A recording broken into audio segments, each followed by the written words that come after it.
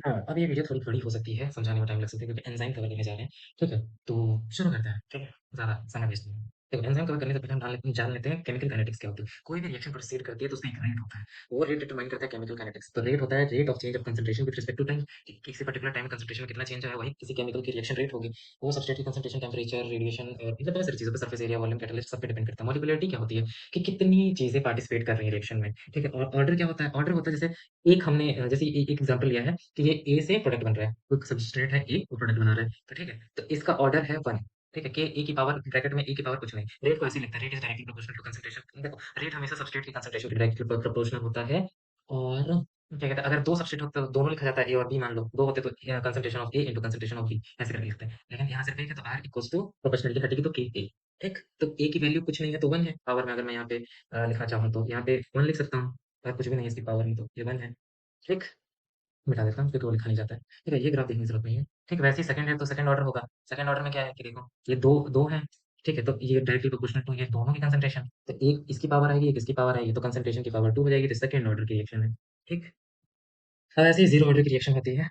ठीक, qualitative property होता क्या है कि ऐसी प्रॉपर्टी जो नंबर पे डिपेंड करे, नंबर ऑफ आयन्स, मॉलिक्यूल्स और एनीथिंग। ठीक? अब एंजाइम क्या होता है? एंजाइम सबसे पहले कैटलिस्ट होता है।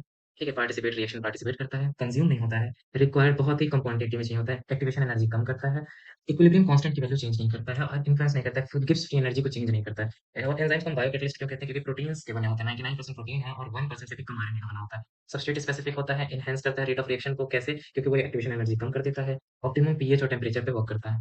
एक्टिव साइट क्या होता है? एक्टिव साइट एक 3D क्लेफ्ट क्लेफ्ट यानी खाली गड्ढे जैसी जगह होती है, जहाँ पर सबस्ट्रेट आकर के बाइंड करता है, ठीक है? एक्टिव साइट क्या है? सबस्ट्रेट मतलब जहाँ पे सबस्ट्रेट बाइंडिंग साइट है, कैटालिटिक साइट इसे कहते हैं, कोफैक्टर बाइंडिंग साइट कहते हैं, या मिनिमम अच्छा ठीक है, मिनिमम 100 पॉलीपेप्टाइड जहाँ आके बाइंड कर जाए। ठीक है, ये कुछ एडिशनल डिटेल है। एंजाइम की स्पेसिफिसिटी क्या है कि एक पर्टिकुलर एंजाइम एक पर्टिकुलर सबस्ट्रेट के साथ ही रिएक्ट कर सकता है। ऐसा नहीं है कि एंजाइम कई जगह रिएक्ट करे, नहीं, वो सबस्ट्रेट स्पेसिफिक होता है।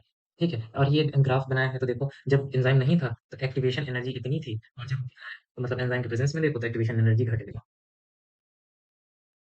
हाँ, ट्रांजिशन स्टेट की बात करते हैं। देखो कोई भी रिएक्शन होती है तो जैसे सबस्ट्रेट होता है, उस पे एंजाइम आता है, ठीक है? एंजाइम की प्रेजेंस में एंजाइम सबस्ट्रेट कॉम्प्लेक्स बनता है और एंजाइम सबस्ट्रेट जो कॉम्प्लेक्स होता है उसी को ट्रांजिशन स्टेट कहते हैं, ठीक है? वहाँ पे बहुत सारे नॉन कोवैलेंट इंटरेक्शन बढ़ जाते हैं, जिससे बाइंडिंग एनर्जी बढ़ जाती है, एक्टिवेशन एनर्जी घट जाती है और एक्टिवेशन एनर्जी जहाँ भी घटेगा रेट ऑफ एक्शन तेज हो जाएगा।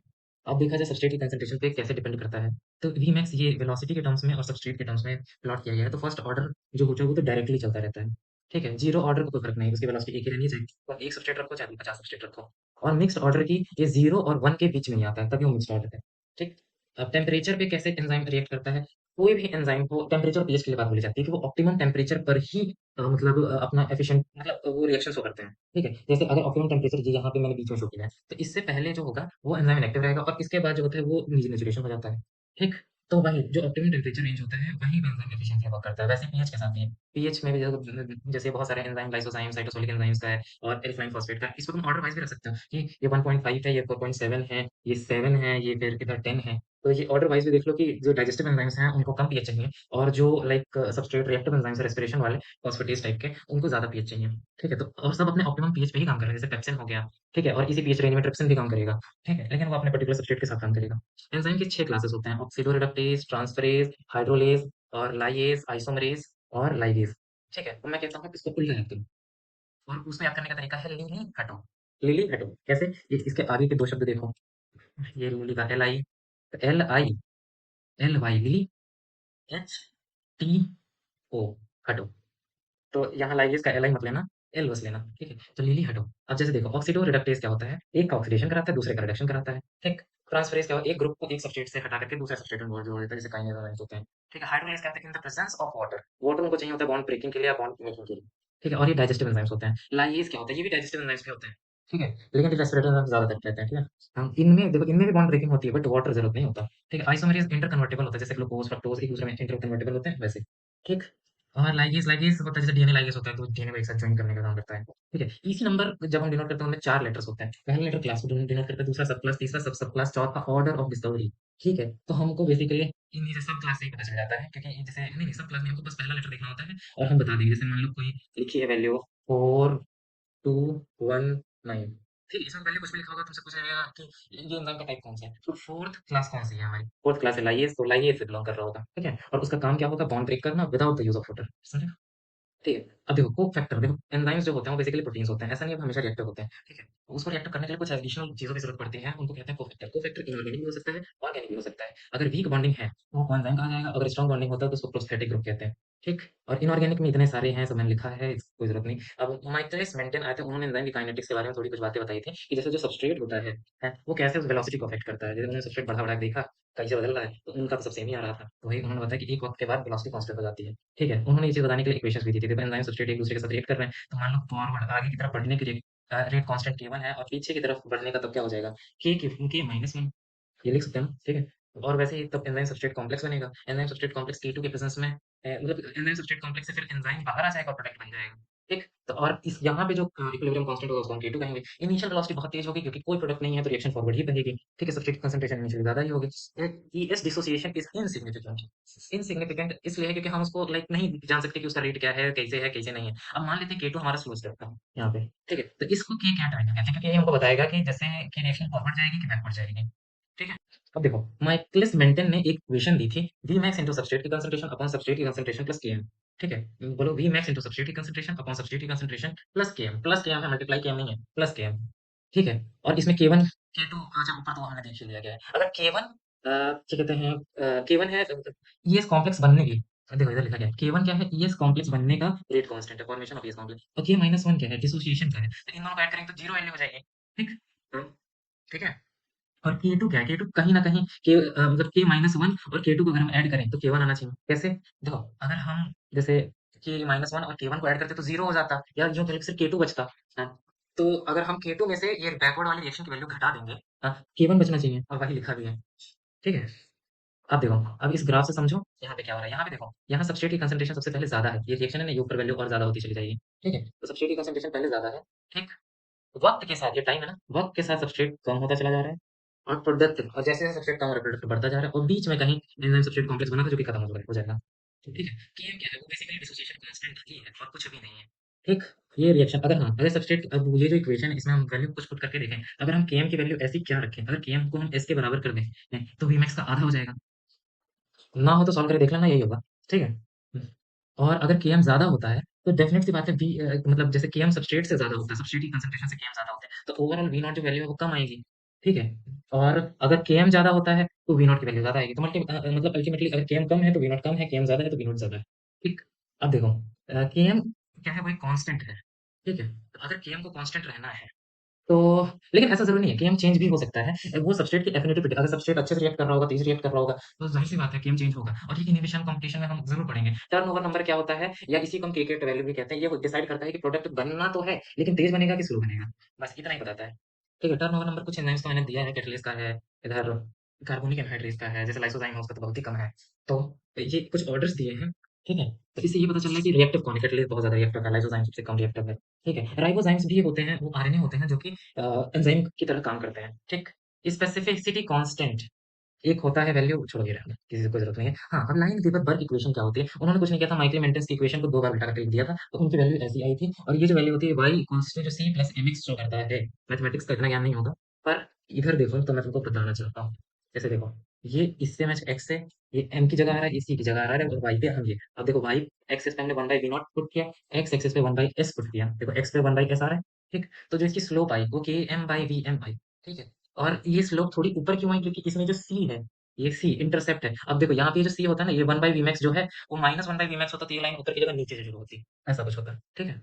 ये सब करने की ज़रूरत नहीं है। हाँ, कैटालिस्टिक स्ट्रैटेजी क्या होती है? General acetic base catalyst, covalent catalyst, catalysis और मेटल आयन कैटालिसिस और इलेक्ट्रोस्टैटिक कैटालिसिस। देखो, अगर एसिड बेस कैटालिसिस की बात करेंगे तो जो एल्काइल चेन होता है, वो कैटालिटिक साइट में जो एल्काइल चेन होता है, वो एक्ट करता है प्रोटॉन डोनर या एक्सेप्टर की तरह सब्स्ट्रेट के लिए, ठीक है? और जो कोवैलेंट कैटालिसिस उसमें जो एल्काइल चेन होता है, वो कैटालिटिक साइट में वो कोवैलेंट बॉन्ड बनाता है सब्स्ट्रेट के साथ। मेटल आयन क्या होता है? मेटल आयन्स का डायरेक्ट यूज़ होता है, जैसे तुमने उसमें पढ़ा होगा, ग्लूकोज से ग्लूकोज 6 फॉस्फेट बनता है, ग्लाइकोलिसिस में मैग्नीशियम आयन की ज़रूरत पड़ती है। वो बेसिकली यही काम करता है। इलेक्ट्रोस्टैटिक कैटालिस्ट ये हमारे सिलेबस में है नहीं, नॉन पोलर होता है, ठीक? वो मतलब इलेक्ट्रिक फील्ड अप्लाई करने के बाद रिएक्शन शुरू होती है और catalysis through proximity and orientation basically ये सबसे ज़्यादा ज़रूरी होती है कि कोई भी रिएक्शन तभी ही रिएक्ट मतलब प्रोडक्ट का फॉर्मेशन करती है, जब उसका एक सही ओरिएंटेशन होता है और एक मिनिमम एनर्जी वैल्यू को क्रॉस करती है, ठीक है? अब इन्हिबिशन पढ़ते हैं एंजाइम का तो एक 2 तरीके के होते हैं, एक इरिवर्सिबल इन्हिबिटर होते हैं और एक रिवर्सिबल इन्हिबिटर होता है। इरिवर्सिबल वाला मतलब एक बार रिएक्शन कर देंगे तो वापस से मतलब बैक नहीं होगी रिएक्शन, ठीक? अब ये ग्रुप स्पेसिफिक हो सकता है, एफिनिटी की तरह मतलब किसी पर्टिकुलर के लिए कोई पर्टिकुलर एफिनिटी शो करता है, ट्रांजिशन स्टेट के एनालॉग हो सकता है, कोई कि मतलब जैसे रिएक्शन प्रोसीड कर रहा है, तो ट्रांजिशन स्टेट पे जाके कैप्चर किया जाए और उसको परमानेंटली वहीं रख दिया जाए। या सुसाइड इनहिबिटर होता है क्योंकि जैसे वो जैसे के टर्नओवर नंबर है उसकी वैल्यू ही खत्म कर दें एकदम। अब जैसे मैं बताऊँ ग्रुप स्पेसिफिक अभी एक लाइन रीड करते हैं। जैसे डाई आइसोप्रोपाइल फ्लोरोफॉस्फेट है सेरीन में और फिनाइल मिथाइल सल्फोनिल फ्लोराइड है। ठीक है? ये ग्रुप स्पेसिफिक होते हैं। सिस्टीन के अंदर क्या है? आइडो एसीटेट है, आइडोफॉर्माइड है एंड इथाइलामाइड इमाइड है और मेटल आयन की बात करें तो ये सिल्वर है, मैग्नीशियम है, लेड है। ये ग्रुप स्पेसिफिक इन्हिबिटर है और ये सीधा कोवेलेंट बॉन्ड मॉडिफाइंग एजेंट होता है। मतलब जैसे कोवेलेंट बॉन्ड क्या होता है? जो परमानेंट बॉन्ड होता है, जो डायमंड बॉन्ड है, कोवेलेंट बॉन्ड ही पाया जाता है, इसलिए वो बहुत स्ट्रांग होता है। उसको नहीं तोड़ सकते हम, ठीक है? तो वो कोवेलेंट बॉन्ड पे ही जाकर के अटैक करता है, उसको वैसे ही परमानेंट स्टेट में छोड़ देता है। तो अब और रिएक्शन क्या होता है? बॉन्ड का टूटना और बनना, यही रिएक्शन होता है और ये होगा नहीं तो फिर ये इरिवर्सिबल प्रोसेस होते हैं। एफिनिटी लेवल क्या होता है? Bind covalently to substrate binding site. अब कुछ ऐसे कंपाउंड होते हैं जैसे लिखा है tosyl phenyl alanyl chloromethyl ketone TPCK, ठीक है? वो कोवेलेंटली बाइंड करता है हिस्टिडीन के सब्सट्रेट पर और हिस्टिडीन का सब्सट्रेट खत्म हुआ, हिस्टिडीन अगर जब भी आएगा वो रिएक्ट करेगा ही नहीं। ट्रांजिशन स्टेट एनालॉग क्या होता है? Inhibitor similar to transition state. अब मान लो जैसे हिस्टिडीन ही है यहाँ पे, वो रिएक्ट करता, ठीक है? अपने पर्टिकुलर सब्सट्रेट से, ठीक? लेकिन अब उसमें हुआ क्या कि रिएक्ट करता तो वही एंजाइम सब्सट्रेट कॉम्प्लेक्स बनता, लेकिन उस कॉम्प्लेक्स से मिलता-जुलता एक और कॉम्प्लेक्स बनता है। मतलब एक वैसा ही सेम टू सेम ला करके हम रख दें, जो सेम ही दिखे, सेम वर्क करे, तो वो कन्फ्यूज़ हो जाता है कि आगे प्रोडक्ट क्या बनना है। तो आगे प्रोडक्ट सही से बन नहीं पाता, तो वो भी खत्म हो जाता है। जैसे इसका एग्जांपल है pyrrole two carboxylate which resemble with the transition state of proline, inhibit enzyme prolinic racemase. लिख बस। also side inhibitor और keycat inhibitor, ठीक है?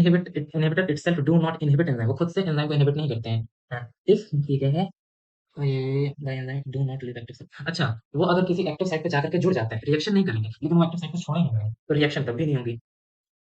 अब रिवर्सिबल इनहिबिटर में आता है कॉम्पिटिटिव इनहिबिशन, ठीक है? और नॉन कॉम्पिटिटिव इनहिबिशन और आई थिंक एक मिक्स्ड इनहिबिशन और अनकॉम्पिटिटिव इनहिबिशन, ये 4 तरीके हैं, ठीक है? इसी 4 तरीके अब पढ़ते हैं जल्दी-जल्दी, ठीक? कहाँ गया? हाँ, देखो रिवर्सिबल इनहिबिटर क्या होता है? जो रिवर्सिबल फैशन में बाइंड करेगा। ऐसा नहीं है कि वो एक बार में बाइंड कर गया तो चिपका ही हो जाएगा ना, वो अलग ही होगा। ठीक है? अब कॉम्पिटिटिव इनहिबिटर क्या है? मतलब ये बिल्कुल रेस की तरह है कि एक पर्टिकुलर क्या कहते हैं वो विनिंग लाइन है, वहाँ तक पहुँचना और 2 जो हैं एक साथ दौड़ रहे हैं। ठीक है? जो पहले पहुँचेगा पहले पा जाएगा। ठीक है? वैसा ही है ये कुछ मतलब कॉम्पिटिटिव इनहिबिशन। पहला है substrate and inhibitor both compete for same substrate. देखा वही पर्टिकुलर सेम लाइन के लिए सब compete कर रहे हैं। Binding same substrate binding site for enzyme. ठीक है? और एंजाइम सबस्ट्रेट जो ES कॉम्प्लेक्स होते हैं वो देखो जैसा हमें याद है एंजाइम के साथ बाइंड करने के लिए सबस्ट्रेट भी दौड़ रहा है, इनहिबिटर भी दौड़ रहा है। अगर इनहिबिटर बाइंड कर गया तो प्रोडक्ट फॉर्मेशन नहीं होगा और सबस्ट्रेट बाइंड कर गया तो प्रोडक्ट फॉर्मेशन हो गया। तो अगर इनहिबिटर की कंसंट्रेशन ज़्यादा है तब तो प्रोडक्ट फॉर्मेशन नहीं होगा। ठीक है? लेकिन अगर वक़्त के साथ इनहिबिटर की कंसंट्रेशन कम हो गई तो फिर वापस से सबस्ट्रेट बाइंड करेगा और प्रोडक्ट रिएक्शन चलने लगेगी। ठीक? Effect of Michaelis Menten constant. हाँ, ये पूछा जाता है कि कॉम्पिटिटिव इनहिबिशन में माइकलिस मेंटेन कांस्टेंट वाले जो ग्राफ है उस पे क्या फ़र्क पड़ता है? तो कुछ में Vmax जो होता है ये वेलोसिटी तो है वो सेम ही रहती है, लेकिन Km की वैल्यू बन जाती है। मैंने अभी कहा था ये हमेशा कांस्टेंट नहीं रहेंगे, लेकिन कई बार होता है जो चेंज भी आता है। और ये दोनों होगा लाइन में बर्क इक्वेशन में भी है, इसमें चेंज आता है और इनमें भी चेंज आता है। और चेंज क्या आता है? बढ़ ही जाता है बेसिकली Km की वैल्यू। जैसे पहले Km की वैल्यू इतनी थी, अब Km की वैल्यू इतनी है। ठीक, अब एग्जांपल ऑफ कॉम्पिटिटिव इनहिबिटर क्या है? Statin group drug inhibit HMG coenzyme reductase. ये शायद अब समझ में आ रहा होगा। मैलोनिक एसिड जिसको मैलोनेट भी कहते हैं, वो succinate dehydrogenase. Sulfa drug dihydroxy dihydrotetra ये क्या है? पता नहीं क्या लिखा है भगवान। Para amino benzoic acid. Sulfa drug dihydro I don't remember मैंने क्या लिखा होगा। अरे छोड़ो 2-3 एग्जांपल याद करने हैं। इसको छोड़ दो, ये याद कर लो। Ethanol alcohol dehydrogenase. ठीक, अब नॉन कॉम्पिटिटिव इनहिबिटर की बात करते हैं। वो एक-दूसरे से कम्पीट नहीं करते हैं, लेकिन एक-दूसरे को इनहिबिट कर सकते हैं। जैसे मैं एक क्लासिकल केस बता रहा हूँ। जैसे एक केस होता है कि जैसे जो लोग शराब पीते हैं, उसमें होता क्या है कि लाइक एक इथेनॉल होता है, एक मिथनॉल होता है। तो इथेनॉल रियल ओरिजिनल अल्कोहल है जो मतलब पी सकते हैं जैसे, ठीक है? और मिथनॉल नहीं पी सकते। लेकिन कई सारी जगहों पे मिथनॉल भी पिला दिया जाता है ऐसे मिला के मिलावट करके, ठीक है? इस चीज़ को रोकने के लिए असली वाली शराब पिला दी जाती है।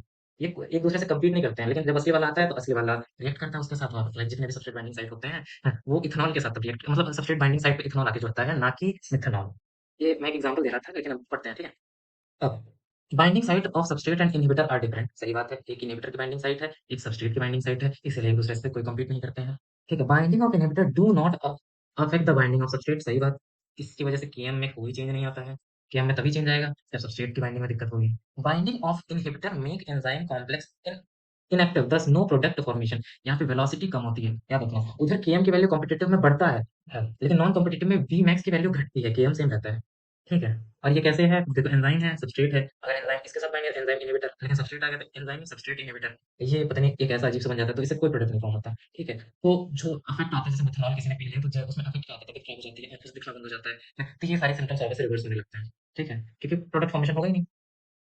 इफेक्ट ऑफ माइक्लिस मेंटेन मैंने कहा कि बीम केएम में चेंज नहीं है क्योंकि सबस्ट्रेट का साइट खाली है, और वीमैक्स घट जाएगा, ज़ाहिर-सी बात है। अब मिक्स्ड इन्हिबिशन, अब इसमें होता क्या है केएम की वैल्यू तो बढ़ती है, केएम की वैल्यू बढ़ती है मतलब सबस्ट्रेट में चेंज आ रहा है और वीमैक्स की वैल्यू घटती है। अब होता कैसे है जैसे देखो यहाँ पर भी 2 डिफरेंट साइट होते हैं, एक इन्हिबिटर है, एक सबस्ट्रेट है, ठीक है? अब जैसे binding of inhibitor to inhibitor binding site effect the binding of substrate to substrate binding site. अब यही चीज़ हमने उसमें नहीं लिखा था, इसमें क्या लिखा फिर से पढ़ो। जैसे इन्हिबिटर जब इन्हिबिटर बाइंडिंग साइट पे बाइंड कर जाता है, तो सबस्ट्रेट बाइंडिंग साइट को भी अफेक्ट करता है, ठीक है? अफिनिटी घटा देता है, सबस्ट्रेट कंसंट्रेशन बढ़ानी पड़ती है। हाँ, ज़ाहिर-सी बात है। अब जैसे अफिनिटी कम हो जाएगी सबस्ट्रेट के लिए, तो सबस्ट्रेट की कंसंट्रेशन बढ़ाएँगे तभी तो रिएक्ट करेगा, नहीं तो रिएक्ट भी क्यों करेगा? तो उसी चक्कर में केएम की वैल्यू बढ़ जाती है और वीमैक्स की वैल्यू घट जाती है। चलो देख लो ये वीमैक्स है, वीमैक्स की वैल्यू घट रही है। हाँ, और केएम नहीं, नहीं, नहीं, नहीं, नहीं। वेलोसिटी ये नॉर्मल है, इन्हिबिटर कहाँ गए? हाँ, वेलोसिटी बढ़ रही है, देखो ये फाइनल वेलोसिटी ये है। हाँ, नहीं वेलोसिटी घटनी चाहिए भाई। फाइनल वेलोसिटी इन्हिबिटर के प्रेजेंस में यही है, सॉरी दिमाग थोड़ा पंचर हो गया एंजाइम है ना। हाँ, देखो फिर से बताता हूँ। हाँ, जब हमारे पास इन्हिबिटर प्रेजेंट है तो देखो वेलोसिटी वाली कर्व में ये लाइन नीचे बनी है, ये लाइन ऊपर बनी है। तो वेलोसिटी ज़ाहिर सी बात है इन्हिबिटर के प्रेजेंस में कम है। लेकिन केएम की वैल्यू देखें तो केएम क्या है? वीमैक्स आधा होता है, इसका वीमैक्स ये है, इसका आधा यहाँ पे। केएम की वैल्यू एक यहाँ आई, दूसरी यहाँ, बढ़ रही है। मतलब बढ़ रही है, केएम इधर इधर इधर बढ़ेगा ना, इधर 1 होगा, 2 होगा, 3 होगा, 4 होगा। केएम की वैल्यू तो बढ़ रही है, वीमैक्स की वैल्यू घट रही है। ठीक है?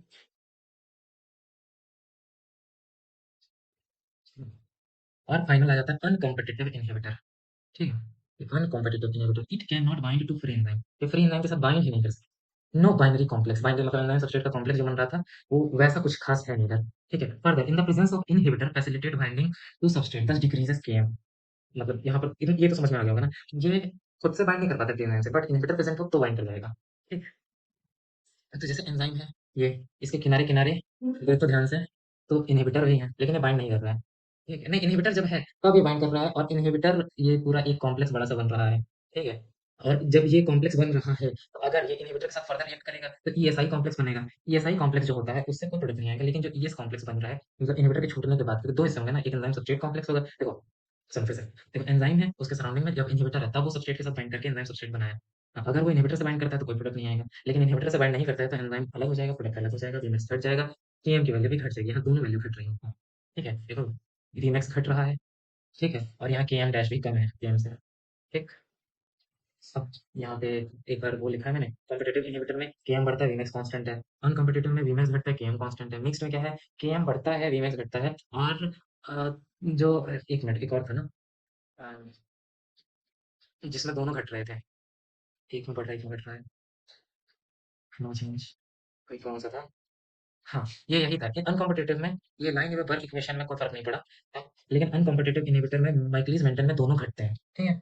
आई थिंक एंजाइम से रिलेटेड हमने सब पढ़ लिया। एलोस्टेरिक एंजाइम क्या होता है? इंट्रासेल्युलर एंजाइम होते हैं जो सेल के अंदर पाए जाते हैं, पेसमेकर की तरह होते हैं, जो कि ओवरऑल मेटाबॉलिज्म को कंट्रोल करते हैं, कैटालिटिक होते हैं और रेगुलेटरी भी होते हैं। मतलब ये कैटलिस्ट की तरह तो काम करते हैं, लेकिन रेगुलेट भी करते हैं किसकी कंसंट्रेशन कितनी होनी चाहिए, कितनी नहीं होनी। कोऑपरेटिविटी इसमें देखने को मिलती है, फॉलो हिल इक्वेशन, ठीक है? अब ये Vmax सब्सट्रेट कंसंट्रेशन ये क्या कहते हैं, ये केएम वैल्यू है और ये Vmax सिग्मॉइड करवाता है कोऑपरेटिविटी में, ठीक है? हिल इक्वेशन क्या है, ये है। n की वैल्यू अलग आता है, वो हिल कोएफिशिएंट ये देखो, ये ध्यान से देखो, तो ये हमारा माइकलिस-मेंटन इक्वेशन ही है, Vmax into substrate concentration upon K Km into S। Michaelis में था तो ये K की वैल्यू 0.5 रखते हैं, ठीक है? कब आधा था, वो Vmax का आधा ही रखते हैं बेसिकली।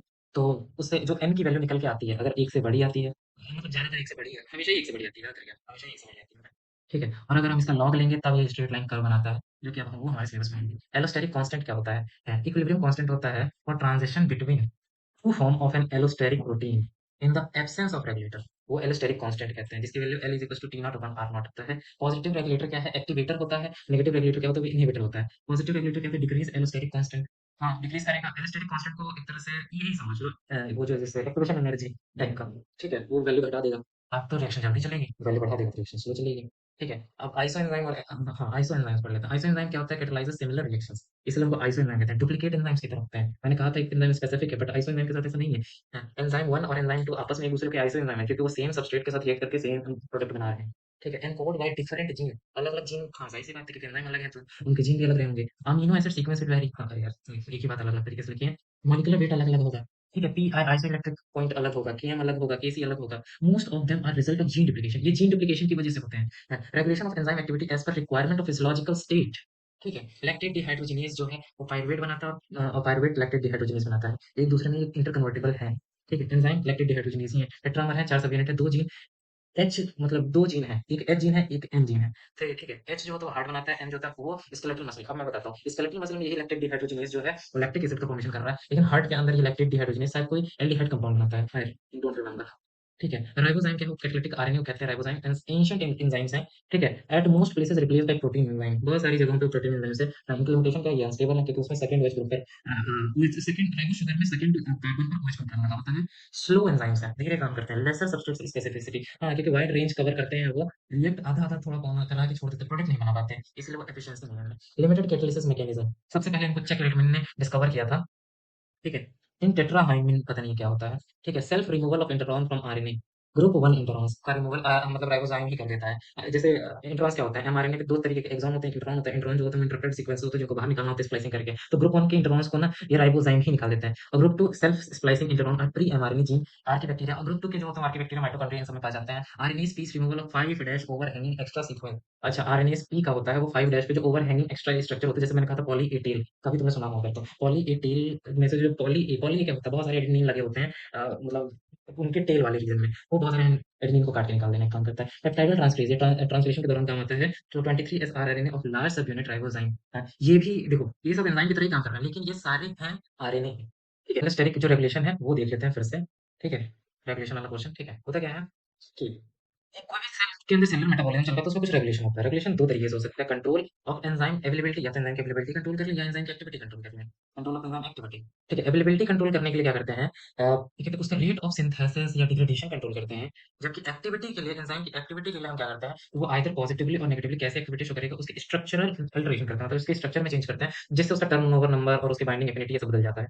ठीक है, एंजाइम क्या है? एंजाइम जिसकी कैटालिटिक एक्टिविटी को मॉड्यूलेट किया जाता है उसको रेगुलेटरी एंजाइम कहते हैं। ठीक है, और इसको आइदर बढ़ा भी सकते हैं, घटा भी सकते हैं। ठीक है, स्पेसिफिक सिग्नल्स की वजह से, कि अब सिग्नल अगर पॉजिटिव रहा तो बढ़ाएंगे, नेगेटिव रहा तो घटाएंगे। Catalytic activity of regulatory enzyme can be modulated through. अब कैसे मॉड्यूलेट होता है? एक तो नॉन कोवेलेंट रिवर्सिबल होगा, कैसे भी एलोस्टेरिक है तो रिवर्सिबल होगा ही होगा, या तो नॉन कोवेलेंट हो सकता है, कोवेलेंट हो सकता है। ठीक है, जो नॉन कोवेलेंट होता है उसको एलोस्टेरिक रेगुलेशन कहते हैं, और जो कोवेलेंट होता है हम उसको दूसरी चीज कहते हैं, वो आगे बढ़ेंगे। लाइक उसको कहते हैं, उसको डायरेक्टली यही कहते हैं, regulation bye reversible covalent modification. ठीक है, अब एलोस्टेरिक रेगुलेशन में क्या है? ठीक है, एलोस्टेरिक एंजाइम्स बेसिकली वो एक ऐसी क्लास है रेगुलेटरी एंजाइम्स की जो कि कैटालिटिक एक्टिविटी को बढ़ाती हुई घटाती हुई डिपेंडिंग अपॉन सिग्नल कैसा मिल रहा है। ठीक है, अब ये जो एंजाइम्स हैं वो फंक्शन कैसे करते हैं? सबसे पहले तो रिवर्सिबल, इसको हम डिस्क्राइब ही क्या करते हैं? रिवर्सिबल है, नॉन कोवेलेंट है। ठीक है, और नॉन कोवेलेंट रेगुलेटरी कंपाउंड की मदद से होता है जिसको हम कहते हैं एलोस्टेरिक मॉड्यूलेटर। ठीक है, ये है एलोस्टेरिक मॉड्यूलेटर अपना, हम जिसको एलोस्टेरिक इफेक्टर कहते हैं। अब मॉड्यूलेटर भी दो तरीके का हो सकता है, पॉजिटिव और नेगेटिव। अगर इनहेंस करेगा तो पॉजिटिव है और एक्टिविटी डिक्रीज करेगा तो नेगेटिव है। अलग-अलग इनकी कन्फर्मेशन में चेंजेस हो सकते हैं तो एक्टिविटी बदल सकती है। ठीक है, मोस्ट ज़्यादातर एलोस्टेरिक एंजाइम्स जो होते हैं वो ओलिगोमेरिक होते हैं, मतलब बहुत सारी सब यूनिट्स के मिलकर बने होते हैं। और बहुत सारी सब यूनिट्स का मतलब ये नहीं है कि हज़ार लाख सब यूनिट, ना, ना, 2 से 10 सब यूनिट, उससे ज़्यादा होगा तो पॉलीमेरिक्स हो जाएँगे। ठीक है? अब एलोस्टेरिक एंजाइम्स देखो, अगर ये लाइन ध्यान से देखो, allosteric enzymes for which substrate and modulator are identical. ऐसे एलोस्टेरिक एंजाइम जिनके लिए सबस्ट्रेट और मॉड्यूलेटर्स आइडेंटिकल हैं, उनको होमोट्रोपिक कहते हैं, और जिसके लिए मॉड्यूलेटर अलग है और सबस्ट्रेट अलग है उसको हेटेरोट्रोपिक कहते हैं। फिर एलोस्टेरिक एंजाइम्स ऑफ हेटेरोट्रोपिक नेचर, जो हेटेरोट्रोपिक नेचर के होते हैं उनके पास 2 फंक्शनली डिफरेंट बाइंडिंग साइट्स होती हैं। एक साइट को कैटालिटिक साइट कहते हैं और एक को एलोस्टेरिक साइट कहते हैं। एलोस्टेरिक साइट पे मॉड्यूलेटर बाइंड करता है और कैटालिटिक साइट पे ज़ाहिर-सी बात है कैटलिस्ट हो गया, सबस्ट्रेट बाइंड करेगा। ठीक है? अब इधर देखो, ये कैटालिटिक साइट है, ये एलोस्टेरिक साइट है। ठीक? अब यहाँ पे मॉड्यूलेटर आ गया, मान लो पॉजिटिव मॉड्यूलेटर है, सबस्ट्रेट बाइंड किया, ठीक? और फिर एक्टिव एंजाइम सबस्ट्रेट कॉम्प्लेक्स बन गया। अब उसके बाद क्या है? फिर रिएक्शन फर्दर कैरी होगी, एंजाइम अलग हो जाएगा और प्रोडक्ट अलग हो जाएगा, ठीक? अब हाँ, एलोस्टेरिक एंजाइम जो होते हैं वो माइकलिस मेंटेन काइनेटिक्स या इक्वेशन को फॉलो नहीं करते हैं। उनके में स्ट्रेट लाइन्स आ रही है, मतलब उनके में हाइपरबोला, पैराबोला ये सब बन रहे थे, जबकि इसमें सिग्मोइड कर्व आता है। सिग्मोइड सैचुरेशन कर्व, ठीक है? जबकि वहाँ पे हाइपरबोलिक कर्व आते थे। ठीक? सिग्मॉइड काइनेटिक को फ़ॉलो करता है, काइनेटिक्स को फ़ॉलो करता है। अब अगर जो रेगुलेटर मॉड्यूलेटर है वो पॉज़िटिव है, तो ये अगर नॉर्मल वाली जगह है, तो उससे बढ़ के एक्टिविटी आएगी, और अगर नेगेटिव है तो घट के एक्टिविटी आएगी। पढ़ने को बहुत डेप्थ में पढ़ा जाता है, जिसका सेकंड टाइप है regulation bye reversible covalent modification. But अपने सिलेबस में इतना ज़्यादा है नहीं, और मैंने भी प्रीवियस ईयर कभी देखा तो मुझे नहीं दिखा। बट हाँ, जनरल बातें जान लो तो यही है कि जैसे कुछ रेगुलेटरी प्रोटीन्स होती हैं जो कि रिवर्सिबली कोवेलेंट बॉन्ड होती हैं। कोवेलेंट बॉन्ड कब होता है? जब फॉस्फोरिलेशन हो, एडिनिलेशन हो, मिथाइलेशन हो, और यूटिलाइजेशन हो, एडीपी राइबोसिलेशन हो। फॉस्फोरिलेशन बहुत कॉमन टाइप है कोवेलेंट मॉडिफिकेशन का। फॉस्फोरिलेशन जो प्रोटीन काइनेज होते हैं, वो फॉस्फोरिलेशन का प्रोसेस करते हैं, और प्रोटीन फॉस्फेटेज जो होता है वो उल्टा काम करता है। ठीक है। इसका ये क्या कहते हैं, फॉस्फोरिलेशन के अपोजिट काम करता है। ठीक है। और इंपॉर्टेंट एग्जांपल की हम बात करें तो ग्लाइकोजन फॉस्फोरिलेज एक एंजाइम है जो कि मसल और लिवर में पाया जाता है। वो ग्लाइकोजिनोलाइसिस करता है, मतलब ग्लाइकोजन को तोड़ता है, और ग्लाइकोजन को तोड़ता है तो दो फॉर्म में ये पाया जाता है ग्लाइकोजन फॉस्फोरिलेज। एक है उसका ए फॉर्म जो एक्टिव होता है, एक होता है बी फॉर्म जो कम एक्टिव है। ठीक है। और होता क्या है, ग्लाइकोजन फॉस्फोरिलेज ए, उसके पास स्पेसिफिक सेरीन रेसिड्यूज प्रेजेंट होते हैं। उसके एक होता है, हर एक सब यूनिट में एक ही होता है, उसको फॉस्फोरिलेट हो जाता है और कन्वर्ट होता है ग्लाइकोजन फॉस्फोरिलेज ए से लेस एक्टिव का है ग्लाइकोजन फॉस्फोरिलेज बी में। ठीक है, by the enzymatic loss of this phosphorylase group. हाँ, जाहिर सी बात है। ठीक है, अब ग्लाइकोजन फॉस्फोरिलेज बी को वापस से कन्वर्ट कर सकते हैं glycogen phosphorylase by the action of phosphorylase kinase enzyme. अब अगर हम देखें तो एंजाइमेटिक एक्टिविटी जो है वो रेगुलेट करती है प्रोटीलिटिक एक्टिवेशन आइसोजाइम्स। और आइसोजाइम मैंने अभी थोड़ी देर पहले बताया कि दो एंजाइम सेम प्रोडक्ट सेम नहीं सेम सबस्ट्रेट सेम प्रोडक्ट बना रहे हैं या प्रोटीलिटिक एक्टिवेशन करना, मतलब ये सारे काम करते हैं। ठीक है। अब जाइमोजेंस हैं, pro enzyme, zymogen pro enzyme नहीं है, जेन लगा है ना, जेन जहां भी लगा होता है जैसे मिथेनोजेन। ठीक है। मतलब वो इनएक्टिव फॉर्म को ही मतलब दिखाता है। ठीक है। और इसमें से बहुत सारे जो इनएक्टिव फॉर्म में पड़े होते हैं उनके हाइड्रोलाइसिस करते हैं या मतलब फॉस्फोरिलेशन करते हैं, इन सब करके उसको बस एक्टिव फॉर्म में लेके आ जाते हैं। अब एक चीज आता है फीडबैक इनिबिशन और फीडबैक रिप्रेशन। ये दो अलग चीजें हैं, लोगों को सेम लगती हैं।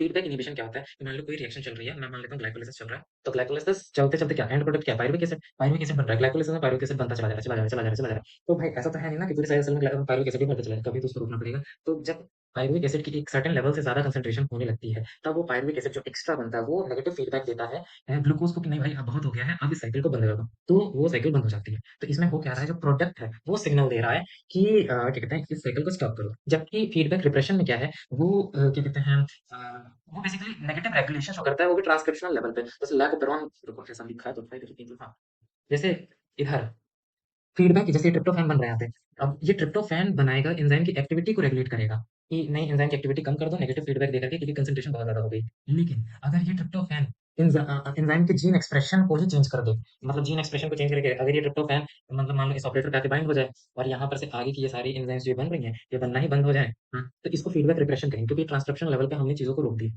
ठीक है। तो ये होता है फीडबैक रिप्रेशन। अब कुछ छोटी छोटी चीजें हैं जैसे मैप काइनेज, आरएनए और साइक्लिन डिपेंडेंट काइनेज, तो ये भी कर लेते हैं। ठीक है। ठीक है, मैं अब कहीं शुरू करते हैं। देखो इससे पहले मैं तुम्हें बता दूं कि मेरी वीडियो थोड़ी डिफरेंट लग सकती है, जो कि मैं वीडियो बनाने से जस्ट पहले उसको ठीक करता हूँ अपनी थियरी के हिसाब से। ठीक है ना, वैसी फोटो लगाता हूँ, हालांकि जो पहले लगा रहा हूँ गलत नहीं होता, लेकिन एग्जैक्ट उस थियरी को एक्सप्लेन करे ऐसी फोटो में लगाता हूँ। ठीक है। अब चलो मैप काइनेज पढ़ते हैं, आराम से पढ़ते हैं, कोई ऐसा बहुत भयंकर चीज नहीं है। देखो मैप काइनेज, मैप का फुल फॉर्म क्या है, माइटोजेन एक्टिवेटेड प्रोटीन काइनेज। ठीक है, इसी कहते हैं मैप काइनेज। ठीक है। माइटोजेन एक्टिवेटेड प्रोटीन काइनेज ये एक फैमिली है सेरीन और थ्रेओनीन प्रोटीन काइनेज की, जो कि बहुत ही क्रूशियल रोल प्ले करती है उसमें क्या कहते हैं सेलुलर प्रोसेसेस में, जैसे cell differentiation, proliferation, apoptosis, stress response and immune response. अब प्लांट में तो कोई इम्यून सिस्टम होता नहीं है, बट मैंने अभी तुमको समझाया कि लाइक उसमें अलग अलग पाथवे चलते हैं जिससे ब्रेक डाउन होता है, प्रोग्राम से डेथ होती है। तो ऐसे रिस्पॉन्सेज जनरेट करने के लिए हाईली कंजर्व्ड एमंग यूकैरियोट्स, ये सीक्वेंसेस बहुत ज्यादा कंजर्व रहते हैं क्योंकि अल्टीमेटली प्रोटेक्ट करने का काम कर रहे हैं, इनको बचाना ही पड़ेगा। Transmit signal to intracellular target, intracellular target एक वो होता है जो सेल जो है, देखो सेल होता है, सेल की मेम्ब्रेन होती है, जो मेम्ब्रेन के ऊपर जो रिसेप्टर्स प्रेजेंट होते हैं उसको टारगेट करने वाले जो होते हैं वो एक्स्ट्रा सेलुलर टारगेट्स, मतलब उनको एक्स्ट्रा सेलुलर टारगेट्स कहते हैं, जो उन पे एक्ट करते हैं। और जो अंदर न्यूक्लियस डीएनए या अंदर की कोई ऑर्गेनेल है उस पे एक्ट करते हैं डायरेक्टली, उनको इंट्रासेलुलर टारगेट कहते हैं। और ये क्रूशियल होते हैं सेलुलर रिस्पॉन्सेस के लिए डेफिनेटली। अब मान लो डीएनए से इंटरेक्ट कर रहा होगा तो फिर तो ये बहुत ज्यादा क्रूशियल हो गया ना। जैसे अब जैसे कोई प्लांट को सर्वाइव कोई भी कंडीशन कर सकता है अगर उसके जेनेटिक में वैसी मॉडिफिकेशन हो जाए, तो वो उसी लिए है। चाहे वो मॉडिफिकेशन में ग्रोथ फैक्टर को चेंज कर दे, हार्मोन्स को चेंज कर दे, स्ट्रेसर्स का डेवलप कर दे, या इन्वायरमेंट के लिए टॉलरेंट बना दे कि ऐसा कि नहीं आज चाहे ड्रॉट ही क्यों ना आ जाए, आग ही क्यों ना बरस जाए, प्लांट को कुछ नहीं होगा, तो नहीं होगा। ठीक है। अब map kinase typically operate in signalling cascade. Signalling cascade का मतलब होता है एक सिंगल स्टेप की रिएक्शन नहीं है, अलग अलग स्टेप की पूरी एकदम जंजाल टाइप की रिएक्शन है, लेकिन हम उसको three sequence composed of three sequentially activated protein kinase, यार ये जो इतना जंजाल रहता है वो सिर्फ तीन एक्टिवेटेड प्रोटीन काइनेज का बना होता है। ये मैप थ्री के, मैप टू के, मैप के। ठीक है। अब स्ट्रक्चर की बात करते हैं तो अ, नहीं स्ट्रक्चर की बात नहीं करते हैं, हम पहले बात करते हैं कि काम कैसे करता है, उसके बाद स्ट्रक्चर समझते हैं। ठीक है। देखो ये प्लाज्मा मेम्ब्रेन है, ये प्लाज्मा मेम्ब्रेन है। हाँ, this one is the plasma membrane. हाँ, this one is the plasma membrane. एक आरटीके ये बेसिकली रिसेप्टर्स हैं। इससे उतना फर्क नहीं पड़ता। जीआरबी ये सारे प्रोटीन्स हैं, ये एसओएस प्रोटीन रास है, जीटीपी आरएफ, ये सारी जितने ब्रैकेट्स में बने हुए ये सब प्रोटीन के स्ट्रक्चर्स हैं। होता क्या है कि इसके बीच में यहाँ पे ना जैसे ही कोई आके बाइंड करता है सेल के अंदर इंट्रासेलुलर रिसेप्टर पे, तो यहाँ पे जो बीच में है ना ऑटो फॉस्फोरिलेशन हो जाता है। अब इसका जैसे ऑटो फॉस्फोरिलेशन होता है तो ये जो इतना बड़ा सा कॉम्प्लेक्स है ये है। इस पे जीटीपी आके बाइंड करता है और ये जीटीपी अल्टीमेटली आरएएफ नाम का प्रोटीन होता है, उसका फॉस्फोरिलेशन करा देता है और इसी प्रोटीन पे मैप थ्री के, और मैप थ्री को के को शायद ऐसे भी लिखते हैं, ये एम ए पी और के के ऐसे करके मैप टू के में दो के होंगे खाली और मैप के में पी। तो इससे फिर आरएएफ जो होता है वो एमई के हाफ पे एक्ट करता है, ये हाफ नहीं है सॉरी, वो वन या टू है, एमई के वन एमई के टू, ठीक है, और वो फर्दर ई आर के वन और ई आर के टू पे एक्ट करता है और ये साइटोसोलिक सबस्ट्रेट का, या तो साइटोसोलिक सबस्ट्रेट बनेगा क्योंकि साइटोप्लाज्म में रह जाएगा, या फिर इसका सिग्नल फिर न्यूक्लियस सबस्ट्रेट के पास जाएगा और ये न्यूक्लियस पे एक्ट करेगा, ठीक है। इसीलिए इसको हम कहते हैं ये एक्ट ऑन इंट्रासेलुलर टारगेट्स, क्योंकि हर चीज देखो प्लाज्मा मेम्ब्रेन सेल के अंदर ही है, ठीक है। सब हर चीज मतलब अल्टीमेटली ये सेल के अंदर जाकर के न्यूक्लियस पे एक्ट करता है, इसलिए हम इसको इंट्रासेलुलर टारगेट पे कहते हैं, क्योंकि ये अपनी सिग्नल उनको ही दे रहा है ना, transmit signal to intracellular targets. ठीक, अब पढ़ते हैं इसका स्ट्रक्चर क्या है। It comprises core domain, core domain वो देखो कोई भी चीज होता है कोर वो होता है जिसको सबसे ज्यादा प्रोटेक्ट करने की जरूरत है और वो अंदर ही पाया जाएगा। तो it comprises core domain which is conserve motif, हाँ बिल्कुल प्रोटेक्ट करेंगे। Variable N N C terminal, कोई भी डीएनए होता है हमारे शरीर में हर चीज प्रोटीन बनी होती है और प्रोटीन में एक एन टर्मिनल होता है एक सी टर्मिनल होता है, ठीक। अब core domain consist of protein kinase fold, core में ही प्रोटीन काइनेज की फोल्ड होगी including small N terminal lobe. अब इसमें होता है कि एक छोटा सा एन टर्मिनल का लोब होता है और लार्ज सी टर्मिनल का लोब होता है, ठीक है, और हिंजेस से जॉइंट रहते हैं। फिर एटीपी बाइंडिंग साइट जो है वो लेफ्ट है वहां पे प्रेजेंट होता है, लेफ्ट कौन सा है ये, बेसिकली एटीपी बाइंडिंग साइट ये है, sorry sorry sorry sorry sorry sorry sorry, left कौन है ये, लेफ्ट ये है इधर, हाँ, ये क्लेफ्ट है, एक गड्ढा है, इसमें आके एटीपी बाइंड करता है, तो एटीपी जब बाइंड करेगा तो जीटीपी रह जाता है। जीटीपी जो होता है वो एटीपी के इक्विवेलेंट होता है, ये समझिए, ये ज्यादा बेटर जवाब है, ठीक। हाँ, तो फॉस्फोरिलेशन होता है, अब जीटीपी इधर से बाइंड किया तो यहाँ फॉस्फोरिलेशन हो जाता है, रिसेप्टर बाइंड करता है तो सिग्नल आता है, जीटीपी की मदद से यहाँ फॉस्फोरिलेशन हो जाता है और फिर अब फॉस्फोरिलेशन नेक्स्ट सबस्ट्रेट का फॉस्फोरिलेशन हो गया, फिर एमई के वन और टू का फॉस्फोरिलेशन, ईआर के वन और टू का फॉस्फोरिलेशन होता है और इसका दो बार फॉस्फोरिलेशन होता है, तो उसको डाइफॉस्फोरिलेट कह दो या पायरोफॉस्फोरिलेशन कह सकते हैं, ठीक है, और ये फिर अंदर जाकर के न्यूक्लियस न्यूक्लियस पे एक्ट करता है और यही चीज लिखा दिया। हाँ, ठीक है, अभी किस चीज़ में होता है? सेल की प्रोलिफरेशन और सर्वाइवल में, stress responses, developmental process, cell differentiation, immune response, synaptic plasticity, regulate process, cell migration, tissue patterning और ऑर्गेनोजेनेसिस, ठीक है। आई डोंट थिंक कि इसमें कोई खास प्रॉब्लम होगा। अब पढ़ते हैं हम protein kinase receptor like protein kinase, बड़ा अजीब नाम है बट ठीक है। इसको हम शॉर्ट फॉर्म में रिसेप्टर लाइक प्रोटीन काइनेज भी कहते हैं। ठीक है, क्रूशियल रोल प्ले करता है सिग्नल ट्रांसडक्शन पर, ये ज्यादातर काम क्या growth, differentiation, metabolism, even apoptosis में ध्यान करता है। मेम्ब्रेन बाउंड प्रोटीन से जुड़ा होता है, इंट्रिंसिक काइनेटिक काइनेज एक्टिविटी होती है। ठीक है, अब इसके स्ट्रक्चर में कुछ पोर्शन मेम्ब्रेन के बाहर होगा, कुछ अंदर होगा, कुछ बिटवीन द मेम्ब्रेन होगा। जो बाहर होगा उसको एक्स्ट्रासेलुलर, जो अंदर होगा उसको इंट्रासेलुलर और जो मेम्ब्रेन के बीच में होगा उसको ट्रांसडोमेन कहेंगे। ठीक है, अब काम, अब इनका काम देखा, अब हाँ टाइप देखा जाए। अब देखो जो भी रिसेप्टर्स प्रेजेंट है अगर वो रिसेप्टर टायरोसिन काइनेज के हैं तो सेल की ग्रोथ या डिफरेंशिएशन कराएंगे, ठीक है, सेल की ग्रोथ, डिफरेंशिएशन और मेटाबॉलिज्म में। और अगर सेरीन थ्रियोनिन है तो एपोप्टोसिस जैसा काम है।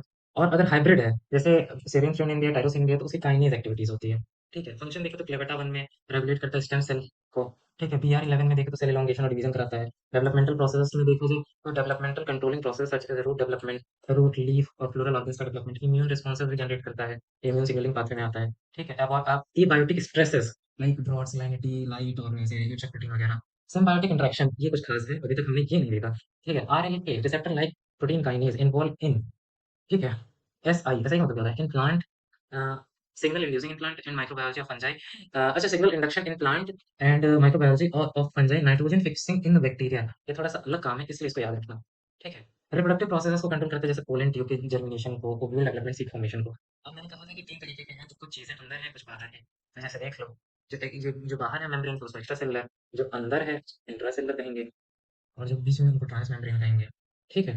अब जैसे देखो इसमें अलग अलग नाम है, कंफ्यूज नहीं होना है, ठीक है। L R R lysin M malectin R L K, और ये L R R R L P L S M R L P, इसका मतलब क्या होता है बताओ। एल आर आर जो होता है वो ल्यूसिन रिच रीजन होता है, लाइसिन एम होता है वो लाइसिन रिच रीजन, मतलब बेसिकली लाइसिन रिच होगा, मेलेक्टिन मेलेक्टिन रिच रीजन होगा, हाँ। और लास्ट में के लिखा तो काइनेज बताता है और लास्ट में पी लिखा तो प्रोटीन बताता है, ठीक है। अब देख लो इसका मतलब एल आर आर के, तो leucine rich repeat receptor like kinase, ये ल्यूसिन रिच होता है, काइनेज डोमेन इसमें इंट्रासेलुलर होता है, इंट्रासेलुलर मतलब सेल के अंदर है, देखो भाई, ठीक। Example F L S two है, लाइसिन एम भी वही इंट्रासेलुलर ये भी होता है, bind chitin fungal via lysin M, ठीक। और लाइसिन लाइस एम का मतलब होता है lysin motif receptor like kinase, ठीक। इसका सर्क one, malectin bind to carbohydrate ligand से बाइंड करता है, ठीक है, involve in cell wall integrity monitoring, ठीक। और फिर L R R R L P, ये होता है leucine rich repeat receptor like protein, okay. ये भी सिमिलर है L R R R L K से बट लैक काइनेज डोमेन, इससे काइनेज डोमेन नहीं इसलिए ऐसा है। रिक्वायर को ट्रांसपोर्टर सो बिल वन, ठीक है, सी एफ प्रोटीन जो कि फंगस में पाई जाती है, और वैसे लाइसिन आर एल पी है, ए एल के है, आर एल पी है, तो के ओ सी के है, ठीक है, और के ओ सी के कैल्शियम डिपेंडेंट काइनेज होगा, बस इतना ही है। साइक्लिन डिपेंडेंट प्रोटीन काइनेज की बात करें तो अब थोड़ी स्पीड स्लो हो सकती है क्योंकि मैं थक गया हूँ बहुत ज़्यादा। हम सबसे पहले इसको कहते हैं साइक्लिन डिपेंडेंट। मतलब कुछ ऐसे प्रोटीन काइनेजेस होंगे जिनको एक्टिव होने के लिए साइक्लिन की जरूरत पड़ेगी, इसलिए उनको साइक्लिन डिपेंडेंट प्रोटीन काइनेज पड़ते हैं। Cyclin dependent protein kinase are the family of serine और threonine protein kinases that play central role in regulation of cell cycle. CDKs require association with sub regulatory subunit जिसको कहते हैं cyclin to become active, hence name cyclin dependent. Okay, these kinases act as molecular switches, ये molecular switches की तरह है that regulate critical cell cycle transitions such as G1 to S और G2 to M. The important importance of CDKs lies in their ability to phosphorylate specific target protein. Importance क्या है? वो specific होते हैं, बस स्पेसिफिक टारगेट प्रोटीन्स पर ही काम करते हैं। लाइक जब डीएनए का रेप्लिकेशन हो, क्रोमोसोम का सेग्रीगेशन होता है या सेल डिवीजन होता है। By doing so they ensure various phases of cell cycle occur. अब ये सब होने से होता है कि सेल साइकिल के जितने फेजेस होते हैं वो सीक्वेंस में ही हो। जीवन के बाद ऐसा है, एस के बाद जी टू आए, जी टू के बाद एम आए, ऐसा ही होना चाहिए। क्योंकि अगर ऐसा नहीं होगा तो म्यूटेशन हो सकता है, abnormality, बहुत सारी चीजें पॉसिबल है, डीएनए में ही सारा गड़बड़ हो जाएगा। ठीक है। अब misregulation of CDKs is frequently associated with cancer. देखा, मिसरेगुलेशन होता है तो ज्यादातर कैंसर देखने को मिलता है, making them significant in both cell biology and medical researches. अब सीडीके को एक्टिवेट कैसे करता है? हाउ सीडीके वाज एक्टिवेटेड और उनका रोल। CDK is inactive on their own, CDK खुद ही इनएक्टिव है, require binding to cyclin, cyclin से बाइंड होते हैं। Group of protein whose concentration fluctuates throughout the cell cycle। हाँ बिल्कुल, इनकी सेल साइकिल में कंसंट्रेशन फ्लक्चुएट करनी भी चाहिए, क्योंकि जब इनकी जरूरत हो तब ही इनकी कंसंट्रेशन ज्यादा होनी चाहिए, नहीं तो ये अदर तरीके से डीएनए को हार्म करेंगे। ठीक है। अब साइक्लिन क्या हेल्प करता है वो देखते हैं। Cyclin help to activate CDKs by inducing conformational changes. उनके स्ट्रक्चर में चेंज करता है साइक्लिन सीडीकेज के, और direct CDKs to specific substrate, और इंश्योर करता है कि काइनेज एक्टिविटी हो वो अपने टारगेट साइट पर ही हो डायरेक्टली। ठीक है। Different cyclin associated with different phase of cell cycle. अब अलग अलग साइकिल के अलग अलग फेज है, तो जीवन में है साइक्लिन डी, जीवन और एस के बीच में है साइक्लिन ई। ठीक। साइक्लिन ए जो है वो एस फेज में है। ठीक, और साइक्लिन बी जो है वो G2 टू M ट्रांजिशन के बीच आ रहा है। ठीक है। अब देखो, CDK4 और 6 जीवन में काम, मतलब साइक्लिन साइक्लिन डी जो होता है वो CDK4 और 6 से बाइंड करता है। साइक्लिन ई CDK2 से, साइक्लिन ए CDK2 से, साइक्लिन बी CDK1 से। ठीक है। और साइक्लिन ए भी है वो CDK1 से बाइंड करता है, लेकिन G2 फेज में। GS फेज में वो CDK2 से बाइंड करेगा, और G2 फेज में CDK1 से बाइंड करेगा। In addition to cyclin binding के अलावा फॉस्फोरिलेशन होता है। Dephosphorylation event regulate CDK activity. For instance, CDK1 must be dephosphorilated at a specific inhibitory site to become fully active during mitosis। Hope so समझ में आ गया। तो ठीक है। अब मेजर सीडीके क्या है? सीडीके 4 है, 2 है, अरे मतलब ऐसे लिखो, डी है, ई है, ए है, मतलब CDK 2 cyclin A, CDK 1 cyclin A, CDK 1 cyclin B, मतलब ऐसे नीचे से पढ़ते हैं। CDK 1 cyclin B, CDK 1 cyclin A, CDK 2 cyclin A, CDK 2 cyclin E. ये थोड़ा कंफ्यूजिंग हो सकता है तो बार बार कर लेना। ई वाला जो है वो जीवन से एस के बीच में एक्टिव रहता है, तो डीएनए रेप्लिकेशन को इनिशिएट कर देता है, एक तरह से लाइसेंस प्रोवाइड कर देता है, हाँ भाई तू स्टार्ट कर चल। ठीक है। सीडीके 2 साइक्लिन ए वो एस फेज में एक्टिव रहता है, वो इंश्योर करता है कि करेक्ट रेप्लिकेशन हो सही तरीके से। सीडीके 1 साइक्लिन ए क्या करता है? लेट एस फेज में एक्टिव होता है या जी टू फेज में एक्टिव होता है, जो कि सेल को प्रिपेयर करता है माइटोसिस के लिए। ठीक। अब उसके बाद आता है साइक्लिन 1 और सीडीके 1 साइक्लिन बी, वो जी टू लास्ट में एकदम काम करता है, trigger the event of mitosis. इसका ऐसे माइटोसिस होने लगता है, start with chromosome condensation, chromosome thick होने लगते हैं, न्यूक्लियर मेम्ब्रेन टूटने लगती है, सारे ऑक्यूल्स डिसअपीयर होने लगते हैं, स्पिंडल फाइबर का फॉर्मेशन होने लगता है। ठीक है। अब ये रेगुलेट कैसे होता है? ठीक है, पहला तो साइक्लिन की अवेलेबिलिटी होनी चाहिए, अगर वही नहीं होगा तो भाई सेल साइकिल क्यों नहीं चलेगी। ठीक है। तो cyclin degradation by proteasomes mediated by ubiquitin ligase like anaphase promoting complex. देखो, हाँ, मतलब सबसे पहले साइक्लिन एक्टिविटी, फॉस्फोरिलेशन, ठीक, और सीडीके इनहिबिटर, ये 3 चीज़ें मेजरली रेगुलेट करती हैं। ठीक है, अब कैसे करती हैं? जैसे साइक्लिन की अवेलेबिलिटी कैसे होता है? पहले तो साइक्लिन बहुत ज़्यादा होता है, अगर उसको कम करना है तो उसका यूबीक्यूटिनेशन कर देते हैं 26 प्रोटियोसोम्स में, तो वो जितना भी साइक्लिन होता है वो टूट जाता है, वो खत्म हो जाता है। तो वो इनएक्टिव मतलब खत्म हो जाएगा, तो हमारे पास कंसंट्रेशन कम, तो हम जो चाहते हैं जितनी कंसंट्रेशन उतनी कंसंट्रेशन रहेगी। Phosphorylation can be phosphorylated at activating and inhibitory site. ठीक है। CAK cyclin dependent activating kinase phosphorylate CDKs at threonine site residue in activation window, और V1 kinase add inhibitory phosphate while CDC25 phosphatase remove it to activate kinase। देखो ये सारे data based values हैं, इनको as it is he याद रखना। ठीक है। इंक फोर फैमिली जो है वो भी इनहिबिटर की तरह काम करती है, और सिपकिप फैमिली जो है वो भी इनहिबिटर की तरह ही काम करती है। हाँ, एक बार देख लो साइक्लिन सी डी के नीचे देखते हैं, सी D K one cyclin B के साथ उसका पार्टनर कौन है? साइक्लिन बी है। कब G two to M phase में माइटोसिस को ट्रिगर करेगा, वही chromosome condensation break down C D K one के साथ। अगर साइक्लिन ए है तो जी टू फेज में है, और ये प्रिपेयर करता है माइटोसिस के लिए, प्रिपरेशन करता है, prepare for mitosis. C D K two के साथ अगर साइक्लिन ए है तो ये एस फेज की बात हो रही है। ठीक। और एस फेज में इंश्योर करता है, इंश्योर एक्यूरेट डीएनए रेप्लिकेशन। और सीडीके 2 के साथ अगर ई है तो जी1 और एस के बीच में क्या? Initiation of DNA replication. फिर कमिट सेल टू डीएनए, हाँ, परमिशन मिल जाती है डीएनए रेप्लिकेशन के लिए। और साइक्लिन डी के साथ अगर 6 है, सीडीके 6 है, तो functionally similar to CDK 4, active early in the G one phase, CDK 4 की तरह ही है, लेकिन अब सीडीके 4 क्या है? वो साइक्लिन डी के साथ जीवन फेज में क्या करता है? इनिशिएट सेल साइकिल, बस इतना ही याद है, ज्यादा भयंकर नहीं याद है। ठीक है। और सिग्नल ट्रांसडक्शन की बात करते हैं तो ऑक्सिन की बस बात कर लेते हैं। देखो, ऑक्सिन शुरू में नहीं है, तो ऑक्सिन नहीं है तो एआरएफ ऑक्सिन रिस्पॉन्स फैक्टर जो है उसको इनएक्टिव रहना चाहिए। उसको इनएक्टिव रहने के लिए ऑक्स आईएए एक प्रोटीन होता है, वो उसको पकड़ के रखता है कि तू अपनी एक्टिविटी शो नहीं करे। ठीक है? और जैसे ही आईएए आता है तो सिग्नल ट्रांसडक्शन पाथवे में है, तो ये ऑक्स आईएए का यूबिक्यूटिनेशन हो जाता है। उसको 26s प्रोटियोसोम्स में डिग्रेड कर दिया जाता है। और प्रोटियोसोम्स होते क्या है? ये भट्टी की तरह है जो इसको पूरा छुप के खत्म कर देगा, जला देगा। ठीक? अब ये तो ऑक्स आईएए अब तो खत्म हो गया। अब इसके बाद क्या होगा? इसके बाद एआरएफ एकदम फ्री है। तो ये बाइंड करेगा डीएनए से। ठीक है? और डीएनए में ये पैलिंड्रोमिक सीक्वेंस होता है। पैलिंड्रोमिक सीक्वेंस क्या होते हैं? ऐसे सीक्वेंस जो आगे से पढ़ो या पीछे से पढ़ो सेम ही होते हैं। जैसे इसमें देखो, टीजी टीसी टीसी, इधर पीछे से पढ़ते हैं तो टीजी टीसी टीसी, वैसे ही है। ठीक? तो अब ये अपना मतलब अब अपना तो वो क्या कहते हैं एक्सप्रेशन देने लगेंगे ना, तो वही ऑक्सीजन मीडिएटेड ग्रोथ डेवलपमेंट सब कुछ होने लगेगा। बस सिंपल है।